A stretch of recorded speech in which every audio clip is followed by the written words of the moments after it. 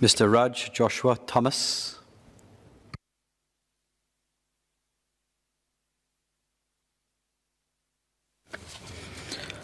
Mr. Deputy Speaker, sir, the Police Force Amendment Bill introduces, inter alia, new provisions as regards our auxiliary police forces, or APFs.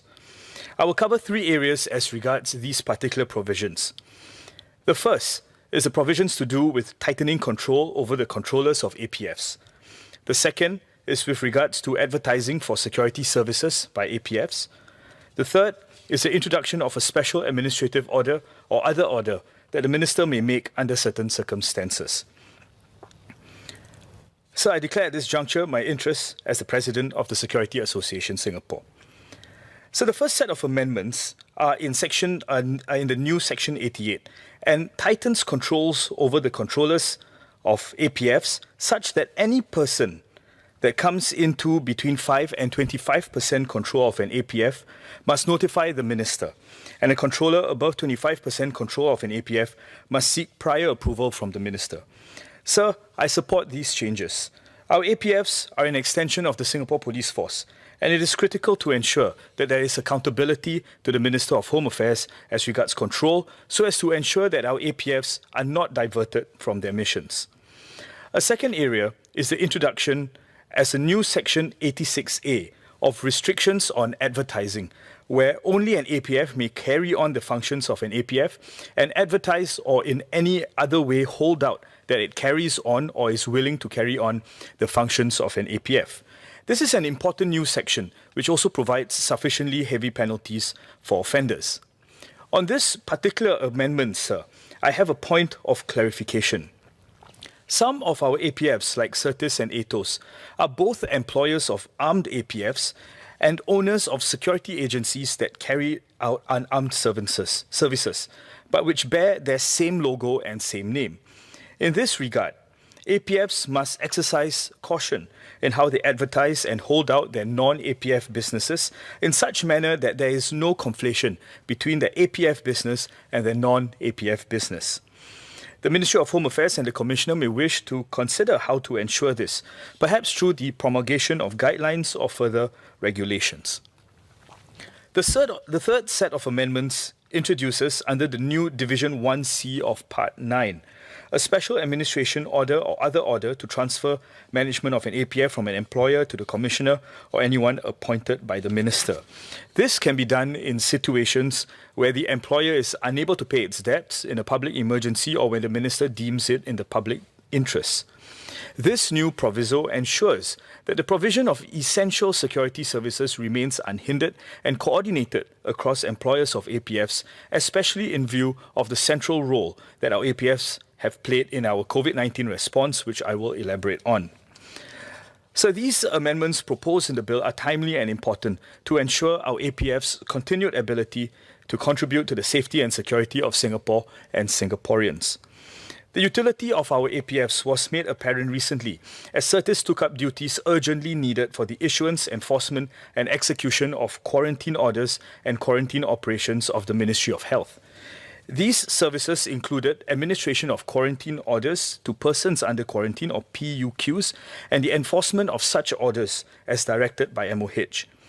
In a recent article in June 2021 by Yahoo, several persons affected by such orders described the effort as disorganized and officers as unhelpful and who caused frustration and confusion amidst PUQs.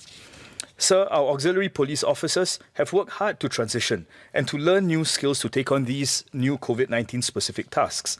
And it is important that we acknowledge the difficulty of carrying out at short notice what can be accurately described as a Herculean task.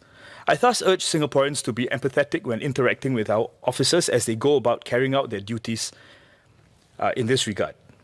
I was also happy to read in that same Yahoo article that the Ministry of Health acknowledged the concerns raised and said it would continue to improve communications between the various agencies involved, including Certis.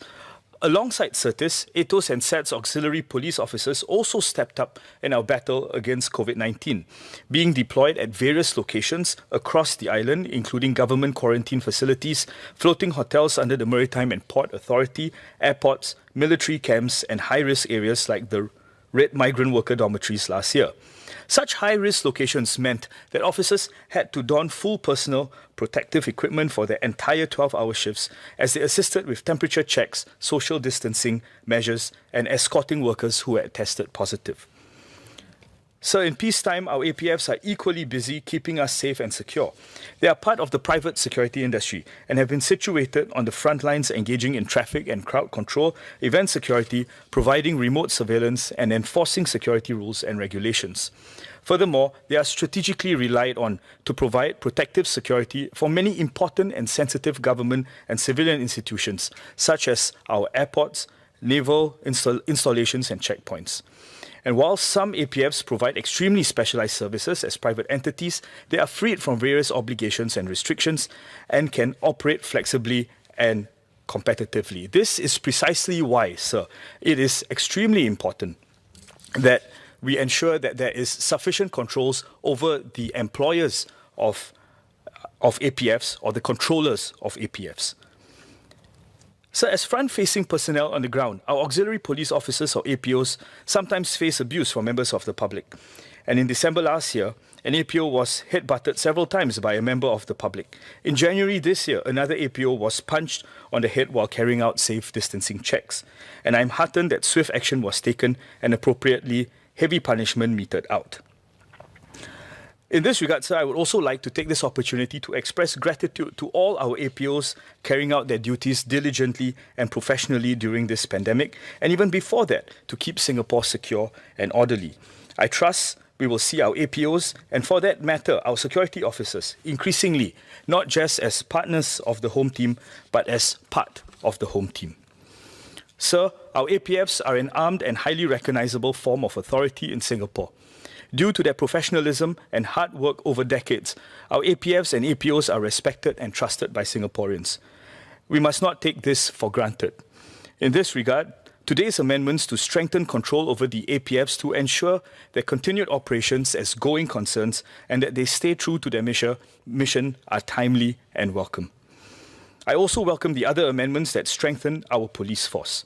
Sir, I support the bill. Thank you, Mr. Deputy Speaker, sir.